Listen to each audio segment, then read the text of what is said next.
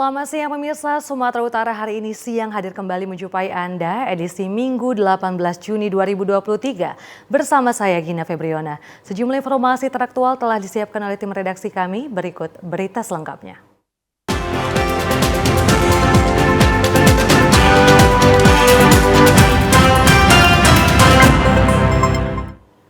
Ya, kita awali informasi pertama pemirsa. Korban laka lantas melalui kuasa hukumnya meminta keadilan. Korban mengalami luka robek di kaki kanan hingga menjalani 3 kali operasi. Korban laka lantas bernama Mikhail Wijaya meminta keadilan melalui kuasa hukumnya di kantor hukum Dewi Temis, Jalan Kapten Muslim Medan pada Sabtu sore. Kejadian berawal saat korban Mikhail Wijaya mengendarai sepeda motor dengan nomor polisi BK3411HW mengalami kecelakaan dengan dump truck wilayah kawasan industri Medan pada 8 Juni 2023 lalu. Saat ini korban harus menjalani perawatan medis di Rumah Sakit Murni Teguh. Namun hingga rentang waktu sepekan, supir dump truck belum ada etikat baik untuk menjumpai korban. Peristiwa laka lantas ini telah masuk dalam laporan perkara Polsek Medan Labuhan. Merasa tidak ada pertanggungjawaban dari supir dump truck tersebut, korban memilih menempuh jalur hukum. Kuasa hukum korban Andi mengatakan fokus pada kasus laka lantas tersebut belum ada titik terang dari pihak supir truk, sehingga korban meminta pihak kepolisian untuk dapat memproses perkara tersebut secara hukum yang berlaku. Kami dari pihak keluarga korban, saya selaku kuasa hukum, berharap agar pihak daripada supir truk ini punya etikat baik, dapat bertemu dengan si korban ataupun menunjukkanlah apa yang bisa menjadi etikat baiknya dalam masalah perkara laka lantas ini. Apabila tidak ada etikat baiknya, kita juga berharap dari pihak kepolisian dapat segera menindaklanjuti kasus ini dengan serius dan memberikan rasa keadilan kepada korban, terutama bagi keluarga. Karena sampai dengan sekarang korban belum bisa dapat kembali seperti semula dan juga belum bisa beraktivitas karena lukanya cukup serius pada bagian kaki. Kita berharap polisi melakukan pemeriksaan dan penyidikan ke tingkat lanjut supaya ini menjadi lebih serius lagi. Kepada masyarakat dihimbau untuk melengkapi kelengkapan kendaraan serta mengikuti rambu-rambu lalu lintas dan lebih mengutamakan keselamatan daripada kecepatan. Ratusan anggota organisasi masyarakat menggelar aksi unjuk rasa di depan kantor Gubernur Sumatera Utara. Pada aksinya, massa meminta pemerintah Sumatera Utara untuk menjamin kebebasan beragama dan beribadah.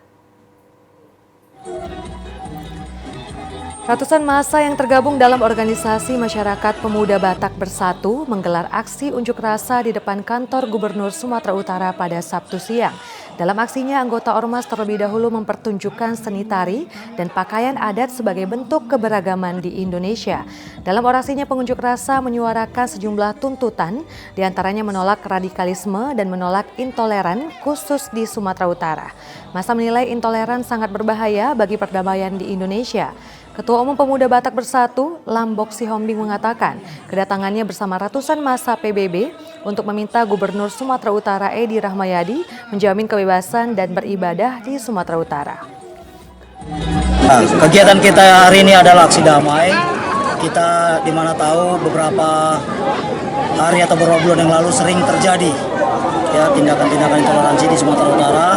Jadi tentunya kami sebagai organisasi yang memang memiliki fungsi untuk menjaga NKRI ini sesuai dengan tupoksi kami yang diatur dalam undang-undang, kami adalah sebagai social control. Jadi aksi ini adalah aksi solidaritas untuk dimana kami Kerap melakukan balapan liar dan mengganggu ketertiban umum serta membahayakan bagi pelaku balapan liar dan juga pengguna jalan raya lainnya. 4 orang pelaku aksi balapan liar di Taput dan di Kabupaten Toba diberikan pembinaan dan membuat pernyataan kepada unit Lantas Polres Taput. Aksi balap liar yang kerap dilakukan para remaja pada tengah malam atau menjelang subuh di sejumlah titik lokasi yang dijadikan arena balapan liar seperti di Tarutung, Sipoholon dan Siborong-Borong. Terkait hal tersebut melalui penindakan yang humanis dan persuasif, unit Lantas Polres Taput mengamankan 4 orang yang kerap melakukan balapan liar dan bubarkan petugas diamankan serta diberikan pembinaan dan membuat surat perjanjian tertulis dengan Polres Taput di unit Lintas Polres Taput pada Sabtu sore. Selain itu, para pelaku diberikan pembinaan dan edukasi tentang keselamatan berlalu lintas oleh petugas. Kegiatan ini diharapkan para remaja yang sudah berusia di atas 17 tahun ini agar lebih mengerti dan peduli akan keselamatan dalam berlalu lintas. Selain menerapkan tindakan persuasif kepada 4 pelaku balapan liar, juga dilakukan tes urin untuk memastikan para pelaku tidak menggunakan narkoba dan hasilnya negatif. Sementara itu dengan membuat pernyataan tertulis tidak akan melakukan balapan liar di Tapanuli Utara ataupun di luar daerah. Kasat Lantas Polres Taput, AKP Dhanil Saragih melalui Kanit Gakum Aibtu Bavo Sitanggang menyebutkan dengan memberikan tindakan berupa perjanjian tertulis kepada para pelaku bertujuan untuk memberikan efek jera sehingga pelaku tidak akan mengulangi kembali kegiatan balapan liar yang meresahkan masyarakat terutama para orang tua.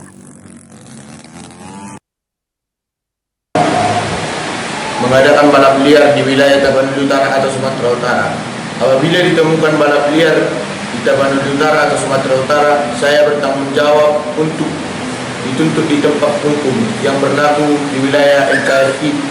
Saya berjanji dan bertanggung jawab dan tidak melakukan balap liar di wilayah Kabupaten Tapanuli Utara, Sumatera Utara demi kenyamanan masyarakat dan ketertiban berlalu lintas bagi pejalan kaki, pengendara sepeda motor, dan pengendara roda 4.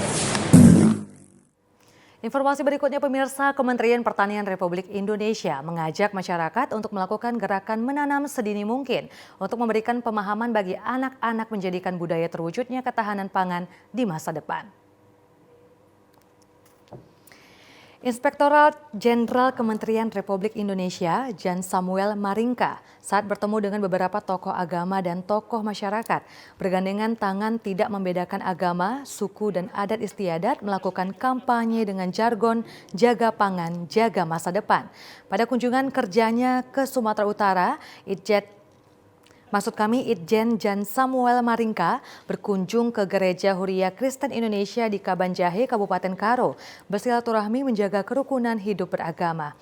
Pada kunjungannya tersebut dilanjutkan ke pesantren Cendikia Bunaya, Jalan Desa Sumbar Mufakat, Kecamatan Kabanjahe, dan juga berkunjung ke Masjid Taufik di Jalan Samura, Kecamatan Kabanjahe, Kabupaten Tanah Karo. Itjen Jan Samuel Maringka mengajak masyarakat untuk melakukan penanaman pohon sebagai upaya menjaga pangan yang dimulai dari usia dini hingga dewasa. Itjen Kementam Jan Samuel Maringka mengatakan Kementerian Pertanian tidak bisa bekerja sendirian untuk menjaga pangan sehingga mengajak seluruh stakeholder TNI, Polri, dan pemerintahan untuk bersama mengawal dan menjaga pangan untuk kesejahteraan generasi. Untuk merealisasikan program tersebut, Kementan menggandeng tokoh agama dan tokoh masyarakat untuk mensosialisasikan memulai gerakan menanam. Peran rumah ibadah terhadap pertanian sangat penting dan mulai menanam dari rumah kita dan tempat-tempat berkumpulnya masyarakat. Kita juga mengadakan dialog jaga pangan bersama dengan Bupati dan segenap masyarakat stakeholder pertanian di Kabupaten Karo. Intinya adalah selain kita memberikan dukungan terhadap kegiatan pertanian di sini, kita juga mengingatkan agar bersama-sama kita menjaga alih fungsi lahan pertanian.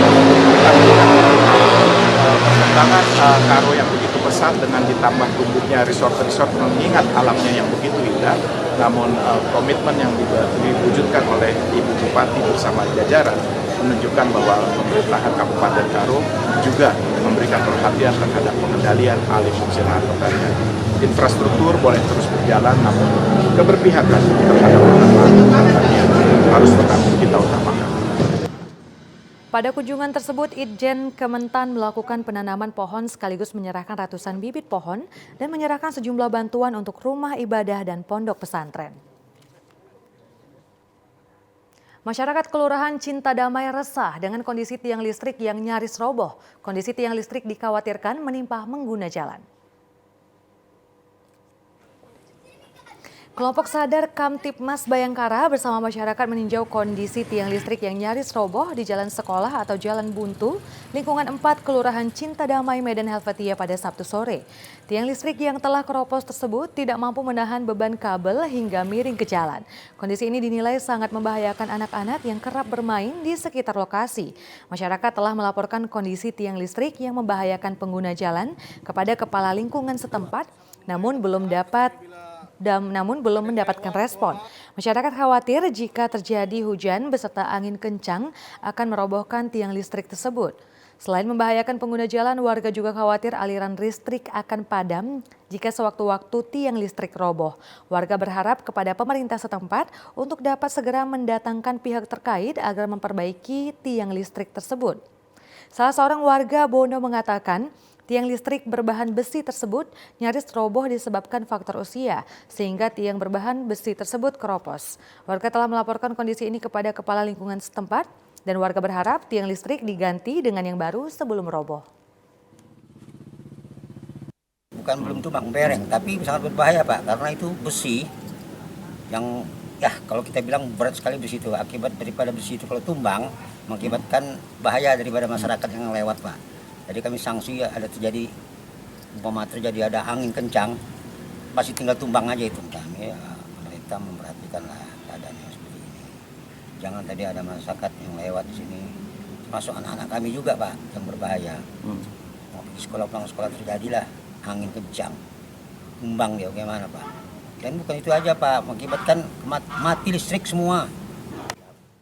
Selain kondisi tiang listrik yang nyaris roboh, warga juga menyesalkan petugas yang memasang jaringan komunikasi yang terkesan asal jadi untuk menginstalasi kabel di sekitar lingkungan tersebut. Ya, mendekati Hari Raya Idul Adha 1444 Hijriah, sejumlah kebutuhan pokok seperti bawang merah dan cabai serta jenis sayur-sayuran mulai mengalami kenaikan sejak beberapa hari lalu. Seperti halnya sayuran jenis kol dan sawi pahit, saat ini mengalami kenaikan hampir 2 kali lipat dari harga biasa. Dan untuk bawang merah dan bawang putih mengalami kenaikan cukup tinggi. Biasanya harga bawang merah hanya Rp5.000 hingga Rp6.000 seperempat kilogramnya, saat ini naik menjadi Rp9.000 per seperempat kilogramnya. Dan bawang putih dari harga Rp8.000 per seperempat kilogramnya naik menjadi Rp9.000 hingga Rp10.000 per seperempat kilogramnya. Sementara untuk cabai merah dan cabai hijau serta cabai rawit juga mengalami kenaikan.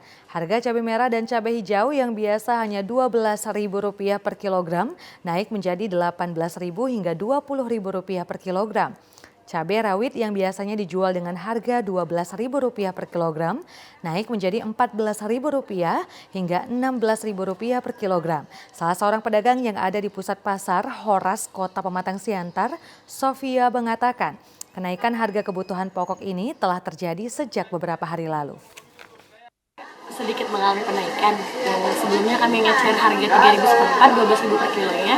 Sekarang udah di angka 20 sampai 18 sampai 20. Kalau cabai rawit juga naik di angka 5 sampai 6. Untuk sayur dia agak ada penaikan Bang, kayak seperti sayur kol, sayur keriting sama sayur pahit. Itu dia naiknya hampir separuh dari harga biasanya.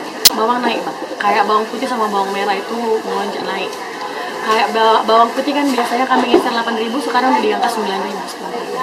Kalau bawang merah dia udah di angka 8 sampai 9. Biasanya bawang merah tuh 5, 6, 7, paling mahal Rp7.000. Mungkin masih lumayan, agak ada rame lah emang dibandingkan akhir bulan kemarin. Meski sebagian harga kebutuhan bahan pokok mengalami kenaikan, namun tidak mengurangi omset penjualan para pedagang. Para pedagang memprediksi kenaikan harga bahan pokok ini akan terus terjadi hingga Hari Raya Idul Adha 1444 Hijriah mendatang. Pemirsa, informasi lainnya akan segera kami hadirkan sesaat lagi. Tetaplah bersama kami di Sumatera Utara hari ini.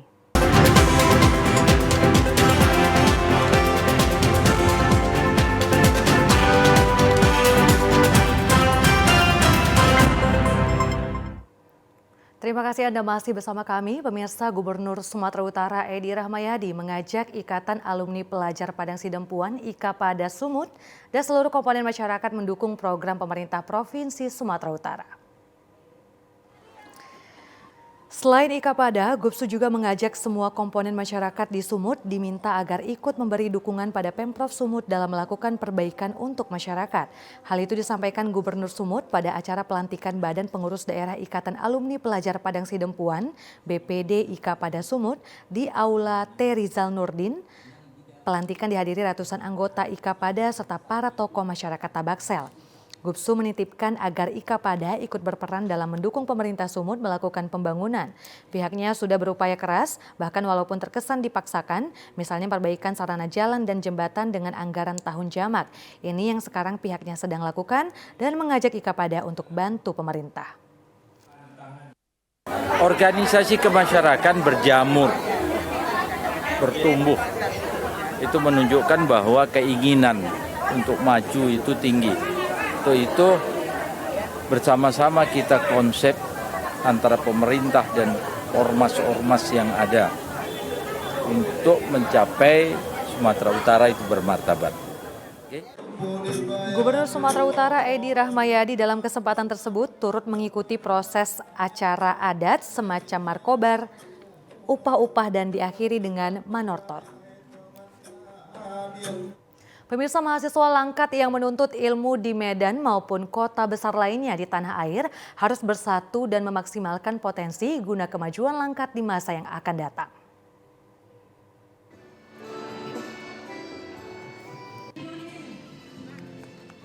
Hal tersebut diungkapkan PLT Bupati Langkat Haji Syah Afandin pada pelantikan akbar Himpunan Mahasiswa Langkat Indonesia di Pendopo Jentara Malai Stabat kemarin. Dengan mengangkat tema Langkat Golden Era, dikatakan PLT Bupati, Himala merupakan organisasi kedaerahan yang bertugas menghimpun mahasiswa dan mahasiswi yang berasal dari Kabupaten Langkat. Dalam kegiatan itu, pengurus yang dikukuhkan dan saat ini telah berhasil menghimpun ratusan mahasiswa yang berasal dari Langkat. Tanggung jawab dan amanah untuk kemakmuran dan kemajuan Langkat di tangan mahasiswa yang hari ini tengah menuntut ilmu untuk menjadi pemimpin Langkat di masa yang akan datang. Karena itu mahasiswa Langkat harus bersatu, memanfaatkan waktu yang tersedia dengan belajar dan menjaga silaturahim agar ketika amanah itu diberikan memiliki kemampuan serta komitmen menjadikan Langkat semakin maju, makmur dan sejahtera. Menyampaikan harapannya kepada mahasiswa untuk menjadikan Langkat ini lebih baik dari sebelumnya. Kita memberikan apresiasi atas pelantikan Himpunan Mahasiswa Langkat Indonesia yang saya pikir ini sangat memberikan kontribusi positif untuk Kabupaten Langkat. Saya ingin memang adik-adik mahasiswa ini tidak hanya memberikan saran, masukan ataupun kritikan, tapi ikut berperan langsung. Bisa di setiap dinas yang ada di Kabupaten Langkat, kita berharap adik-adik ini juga mengambil peran penting, ikut memberikan kontribusi dalam program-program yang tentunya kita tahu bahwa adik-adik mahasiswa ini lebih jeli dan lebih tajam dalam melihat perkembangan yang terjadi di Kabupaten Langkat. Ketua PB Himala Masa Bakti 2023-2025, Muhammad Wahyu Hidayah menyampaikan komitmen lembaganya bersama mahasiswa Langkat lainnya untuk menyatukan visi misi bagi kemajuan Langkat. Bumi Langkat juga memiliki potensi sumber daya alam yang berlimpah. Harapannya kepada Himala untuk memperkuat konsolidasi dengan potensi mahasiswa Langkat. Dengan demikian Himala menjadi salah satu pilar kemajuan dan kemakmuran Langkat yang hasilnya dinikmati seluruh masyarakat. Pergerakan ini sebagai upaya untuk meningkatkan peran mahasiswa daerah yang akan ikut berkontribusi untuk kejayaan tanah kelahiran. Ratusan anggota yang sudah kami himpun ini sebagai wujud kepedulian dan kontribusi kami sebagai mahasiswa mengabdi dan berbakti untuk daerah asal kami sebagai dengan moto Himala berjuang demi tanah kelahiran dan tanah air. Mengkonkretkan kerja-kerja ke depan bagaimana ada program-program unggulan yang pada intinya bersinergi dan berkolaborasi dengan pemerintahan yang digunakan untuk pembangunan SDM, terus untuk mahasiswa dan masyarakat dalam menempatkan lapangan pekerjaan. Terus lagi bagaimana kesempatan-kesempatan berkuliah bagi anak-anak yang kurang mampu dan memiliki potensi untuk maju di Kabupaten Langkat bisa dibantu, difasilitasi oleh pemerintahan Kabupaten Langkat. Mungkin seperti itu garis besarnya.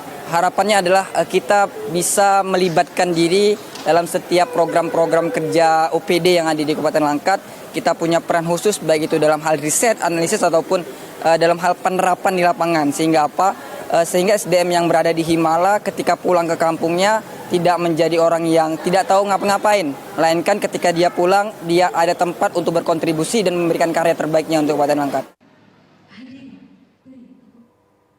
Pemirsa, Badan Pengurus Daerah Ikatan Alumni Pelajar Padang Sidempuan Sumatera Utara, BPD Ikapada Sumut, dikukuhkan dengan disaksikan ratusan undangan di Aula Tengku Rizal Nurdin, Rumah Dinas Gubernur Sumatera Utara, Medan.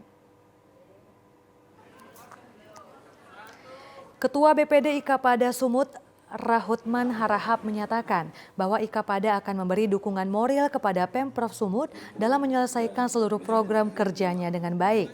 Pihaknya yakin dengan kemampuan yang dimiliki oleh teman-teman Ikapada memberikan kontribusi dalam memajukan Sumatera Utara. Semua potensi itu diimplementasikan dalam program kerja di bidang pendidikan, kesenian, kebudayaan, kerohanian, kewirausahaan, sosial kemasyarakatan. Pihaknya berusaha mengerahkan kemampuan terbaik untuk memajukan Ikapada. Rahutman juga menegaskan bahwa Ikapada Sumut akan memberikan kontribusi dalam program pembangunan di Sumut secara nyata. BPD Ikapada Sumut juga siap bersama-sama Gubernur Sumut untuk tetap memberikan yang terbaik bagi masyarakat Sumut. Sampaikan bahwa ini nggak ada kaitan dengan politisasi ya, nggak ada di sini soal pemilu, nggak ada ini. Ini semua di semua partai juga ada di sini kok. Yang penting di sini adalah bagaimana kami bisa membangun silaturahim di antara kami. Saya kira itu, karena itu semua ada hak masing-masing pribadi, tetapi dalam Ikapada ini adalah organisasi alumni kami yang harus kami bangun, kami branding dengan baik, sehingga ini betul-betul menjadi salah satu organisasi kemasyarakatan yang mampu menjadi tempat orang menyampaikan saran dan pendapat, dan itu nanti akan kita tampung. Kita nanti akan membentuk tim-tim tersendiri, baik menyangkut sesuatu hal yang ya baik tentunya dalam rangka pembangunan, baik dalam membuat terobosan-terobosan masukan dan sebagainya. Tahan ya Bu ya, sebentar ya. Ketua Umum BPP Ikapada, Ongku P. Hasibuan juga mengatakan Ikapada merupakan organisasi lawas yang selama ini memberikan bantuan dalam bentuk beasiswa dan bantuan lain kepada masyarakat. Penggunaan istilah Padang Sidempuan menurut Ongku bukan merujuk pada teritorial, namun pada sebuah kawasan Tapanuli bagian selatan atau Tabaksel. Karena dulu ketika Ikapada didirikan tahun 1980-an, kawasan di sana masih tergabung dalam Tapanuli bagian selatan dan kota Padang Sidempuan sebagai ibu kotanya. Lebih lanjut dikatakan Ongku beberapa program nantinya memberikan kontribusi positif dalam mengembangkan potensi pelajar dan Sumatera Utara. Pihaknya yakin Ikapada bisa bangkit dan maju seperti yang diharapkan pendirinya, di mana pengurus merupakan orang-orang berkompeten di bidangnya. Pihaknya berpesan kepada pengurus baru untuk selalu menjaga ukhuwah dan silaturahmi, seraya memberikan karya nyata bagi anggota, khususnya dan masyarakat pada umumnya. Hal-hal yang dipandang kurang atau perlu diperbaiki pada masa sebelumnya dapat diperbaiki dan dilengkapi pada masa kepengurusan ini. Pelantikan nanti insya Allah Ipar Handa ini Rahutman Harahap dia akan kita lantik untuk menjadi pengurus Sumatera Utara, Ketua Umum Sumatera Utara. Tentunya harapannya nanti kita akan bersinergi dengan seluruh stakeholder Ikapada yang ada baik di Jakarta maupun di Sumatera Utara untuk sesegera mungkin kita bisa mewujudkan apa yang bisa kita bantu ke daerah ya. Pendidikan di daerah kita alhamdulillah sampai saat ini masih cukup bagus, tetapi banyak yang perlu ditingkatkan. Saya kira begitu. Mungkin Pak Rahutman tentu dia punya program nanti akan kita sinergikan. Ya, tentu kita sebagai organisasi masyarakat, organisasi alumni pelajar, ini kita hanya bisa memberi masukan-masukan ya, pemikiran dan sebagainya, dan menggalang sinergi dengan teman-teman yang ada baik itu di pemerintahan, di legislatif dan sebagainya. Akan tetapi pelaksananya itu tentunya adalah pemerintah daerah ya. Nah, kita akan memberikan masukan-masukan kepada mereka. Pemirsa, Pondok Pesantren Tasawuf dan Tahfizul Quran Baitul Mustaghfirin Al-Amir menggelar kegiatan ekstrakurikuler pramuka di lapangan Candika Pramuka Lubuk Pakam, Kabupaten Deli Serdang. Kegiatan ini dilakukan dengan berkemah selama 3 hari, dimulai sejak Jumat dan berakhir di hari Minggu. Di hari kedua kegiatan berkemah di lapangan Candika Pramuka Lubuk Pakam, ratusan santriwan dan santriwati ini mendapat kunjungan dari Wakil Gubernur Sumatera Utara Musa Rajeksa yang kerap disapa Bang Ijek. Pada kunjungan Wakil Gubernur Sumut ini, para santri pondok pesantren ini menampilkan berbagai macam kegiatan seperti drum band, menari, atraksi, dan gerakan sandi pramuka. Kegiatan yang digelar selama 3 hari ini diberi nama Perjusami, yaitu perkemahan Jumat, Sabtu, Minggu. Dan ini merupakan kegiatan ekstrakurikuler di Pondok Pesantren Tasawuf dan Tahfizul Quran Baitul Mustaghfirin Al-Amir. Kegiatan ini digelar untuk membangun kebersamaan di dalam aktivitas non-ibadah sehingga para santri selain ditempah menjadi hafiz-hafizah dan ulama da'i-da'iyah, peran santri tentunya perlu memiliki keterampilan di lapangan dan hal itu dapat melalui mereka pelajari secara simultan ketika mereka belajar formal di pesantren ini. Kegiatan ini didukung oleh semua pihak baik Pemprov Sumatera Utara, dalam hal ini Bapak Gubernur Sumatera Utara, Bapak Haji Musa Rajeksa, Kodam 1 Bukit Barisan, dan Bupati Kabupaten Deli Serdang. Dalam kunjungannya, Wakil Gubernur Sumatera Utara mengatakan ini merupakan kegiatan positif dan harus terus dikembangkan agar para santri memiliki kepribadian yang disiplin, gotong royong, dan kebersamaannya bisa ditempah dalam kegiatan pramuka ini. Ya, ini hal yang baik ya, karena memang utamanya anak-anak ini belajar di pesantren untuk belajar mengenai tahfiz, hafalan Al-Quran, dan hal-hal lain yang diajarkan untuk agama Islam. Tapi di luar itu ada kurikuler, kalau istilah di sekolah biasa itu ada kegiatan pramuka ini. Ini juga satu hal yang baik untuk menempa kepribadian mereka disiplin, untuk bisa menjaga kebersamaan, gotong royong, dan keterampilannya bisa muncul di sini. Pada saat nanti selesai dari pesantren, kehidupan di luar bisa mencerminkan apa-apa yang mereka belajar dalam pramuka ini. Harapan saya kegiatan ini kegiatan yang baik, bisa dimanfaatkan dengan baik, tapi tetap menjaga adab karena mereka ini santriwati, beda dengan sekolah-sekolah umum lainnya. Apalagi di sini ada perempuan dan laki-laki, para pengasuh harus menjaga betul penempatan tempat-tempat ini agar tetap terjaga disiplinnya sebagai santriwati dan adabnya sebagai santriwati. Sementara pendiri Pondok Pesantren Kyai Haji Amiruddin mengatakan pihaknya melaksanakan pembinaan ini dengan 3 prinsip dasar dengan mengutamakan keimanan, amal ibadah, dan akhlakul karimah dengan tetap memelihara adat sopan santun sehingga para santri dapat dibimbing sebagai seorang santri-santriwan yang memahami syariat Islam. Hari ini adalah hari kedua melaksanakan kegiatan kokurikuler yaitu Perjusami, perkemahan Jumat, Sabtu, Minggu di Cadika Pramuka Lubuk Pakam.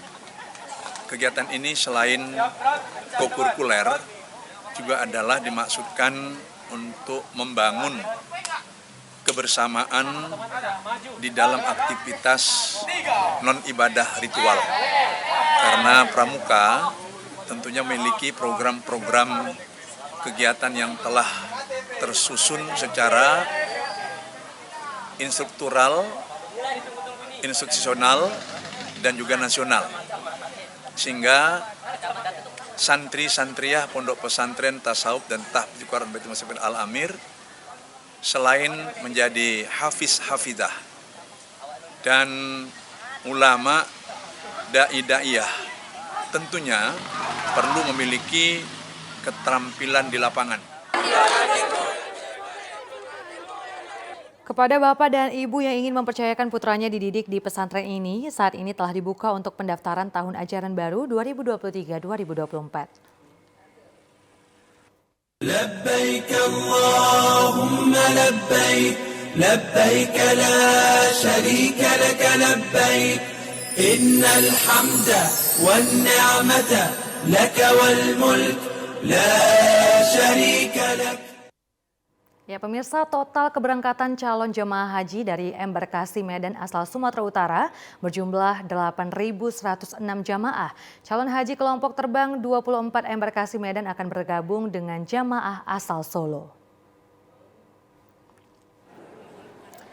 Sebanyak 17 jamaah calon haji asal Medan, Asahan, Simalungun, Batubara, dan Padang Sidempuan tiba di asrama haji embarkasi Medan, Jalan Abdul Haris Nasution, Medan, Sumatera Utara, Jumat sore.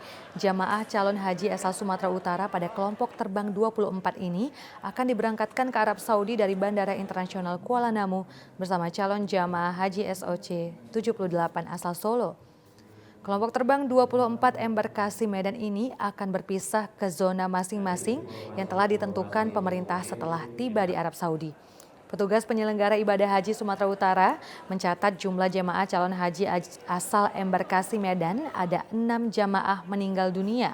Sebanyak 3 jemaah meninggal dunia di Tanah Suci dan 2 jemaah meninggal dunia di embarkasi Medan. Dari hasil evaluasi petugas penyelenggara ibadah haji Sumatera Utara, angka kematian dari kelompok terbang embarkasi Medan tergolong kecil secara garis besar sesuai dengan tema ramah lansia.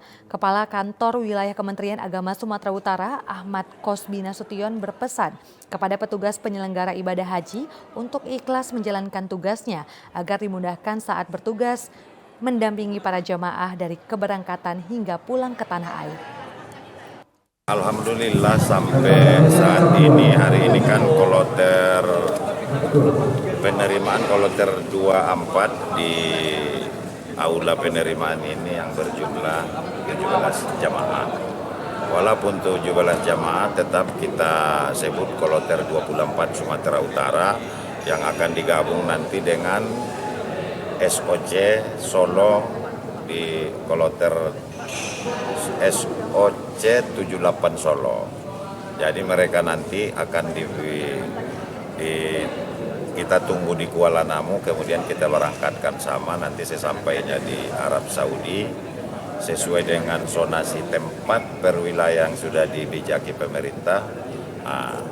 Yang Solo ke zonasinya, kalau Sumut nanti ke zonasinya, kebetulan kita dapat di Jarwal. Kalau kita lihat dari kondisi jamaah sampai per hari ini, kalau mungkin menurut saya sudah masuk dapat rahmat kita ini masih terendah angka kematiannya.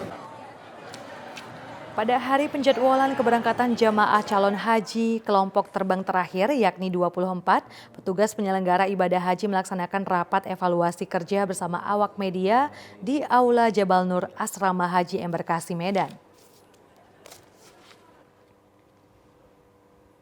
Sementara itu pemirsa, bagi umat muslim yang melaksanakan ibadah haji dan umroh biasanya akan menyempatkan diri untuk mengunjungi Bukit Uhud atau Jabal Uhud sekaligus mengunjungi Jabal Mahnit di kota Madinah, Arab Saudi. Kedua tempat wisata yang ada di kota Madinah ini mempunyai nilai sejarah dan keistimewaan. Jabal Uhud berlokasi sekitar 4,5 km di sebelah utara kota Madinah, Arab Saudi. Panjangnya 7 km terdiri dari batu-batuan granit dan marmer merah dan batu-batu mulia. Gunung yang menyimpan banyak sejarah ini terdapat para syuhada yakni makam bagi 70 sahabat Nabi Muhammad SAW yang gugur pada pertempuran Perang Uhud. Peperangan ini dikenal dengan Perang Uhud yang terjadi pada 15 Syawal 3 Hijriah atau sekitar bulan Maret tahun 625 Masehi. Para calon jemaah haji sangat antusias melihat secara langsung tempat wisata yang menarik dan penuh sejarah tersebut. Selain Jabal Uhud, para jemaah juga bisa berwisata ke Jabal Mahnit yang terletak sekitar 60 km dari kota Madinah. Berkunjung ke Jabal Mahnit adalah hal yang menakjubkan karena terdapat bukit-bukit batu yang membentang sejauh mata memandang. Sepanjang perjalanan para jemaah akan melihat perkebunan kurma, gurun pasir, serta perbukitan batu yang indah dan danau buatan. Juga terlihat kawanan unta yang sedang digembalakan warga, bahkan jemaah bisa secara langsung menaiki unta-unta tersebut. Di Jabal Mahnit, para jemaah akan merasakan fenomena alam yang langsung dibuktikan ketika mengendarai kendaraan dalam posisi tidak hidup mesin akibat kekuatan magnet yang begitu besar sehingga mampu menarik bus berpenumpang. Pengaruh magnet dimulai dari bendungan air menuju belokan ke Madinah. Kecepatan kendaraan berkurang sedikit demi sedikit padahal jalan masih menurun. Jabal Mahnit suatu fenomena alam yang akan menarik sehingga semakin memperkokoh iman kita akan kuasa Allah Subhanahu wa Ta'ala. Kementerian Agama Republik Indonesia kembali membuat gelang khusus untuk calon jemaah haji tahun 2023. Gelang khusus tersebut memiliki fungsi penting. Perajin gelang mulai bekerja dalam memproduksi gelang khusus untuk jemaah haji tahun 2023 di Asrama Haji Embarkasi Medan, Jalan Abdul Haris Nasution, Medan kemarin. Para pengrajin gelang haji khusus ini didatangkan langsung dari kota Jepara, Jawa Tengah, di mana tugas mereka adalah menginput data penting para calon jemaah haji berupa asal embarkasi, tahun keberangkatan haji, nomor paspor, nama jemaah, dan bendera Indonesia. Seluruh data tersebut nantinya akan dicetak ke gelang khusus haji sebagai identitas. Adapun bahan yang digunakan untuk pembuatan gelang haji adalah logam. Bahan logam ini aman dari sinar matahari dan air sehingga aman dipakai para jamaah haji. Gelang haji wajib dipakai dari mulai keberangkatan hingga jamaah haji kembali di rumah. Gelang haji yang dipakai jemaah haji Indonesia dan negara lainnya tersebut sudah ada sejak lama dan masih digunakan hingga saat ini. Gelang khusus tersebut memiliki kunci yang tidak mudah dibuka sehingga tidak mudah hilang saat berlangsungnya ibadah haji. Petugas penyelenggara ibadah haji embarkasi Medan, Nisa, mengatakan pengrajin gelang asal Jepara tersebut khusus memproduksi gelang untuk jemaah haji. Gelang identitas ini memang sudah program dari Kementerian Agama Pusat yang terus dilaksanakan setiap tahunnya. Karena melalui gelang ini sendiri, jemaah itu akan ketahuan dari mana asalnya, karena di dalam gelang tersebut ada nomor paspornya, dari mana asal daerahnya, dan embarkasinya. Jadi di situ namanya, apabila gelang ini hilang maka akan sulit melacak daripada jamaah yang hilang di Arab Saudi. Jadi gelang ini harus tetap dipakai oleh jamaah walaupun untuk tidur, mandi, dan lain sebagainya. Perajin gelang haji Nugroho menjelaskan dalam sehari mereka mampu membuat gelang haji sebanyak 300 gelang. Udah biasa. Udah setiap tahun Bang berarti Bang? Setiap tahun. Abang dari mana Bang asalnya Bang? Dari Jawa, Jepara. Akan bahannya apa aja Bang untuk bahannya pembuatannya? Dari besi ponel, dari asli dari Jepang. Ya. Kemudian Bang, satu hari bisa mengerjakan berapa lama Bang? Satu hari 360. 360 gelang. Memang 360 gelang. Petugas penyelenggara ibadah haji embarkasi Medan tahun 2023 akan menyiapkan sedikitnya 8.328 gelang haji atau sesuai dengan jumlah jemaah haji embarkasi Medan yang telah terdaftar di Kementerian Agama Sumatera Utara. Ya, pemirsa, informasi tadi menutup perjumpaan kita pada Sumatera Utara hari ini siang. Mewakili kerabat kerja yang bertugas, saya Gina Febriana mengucapkan terima kasih atas perhatian Anda. Selamat siang dan sampai jumpa.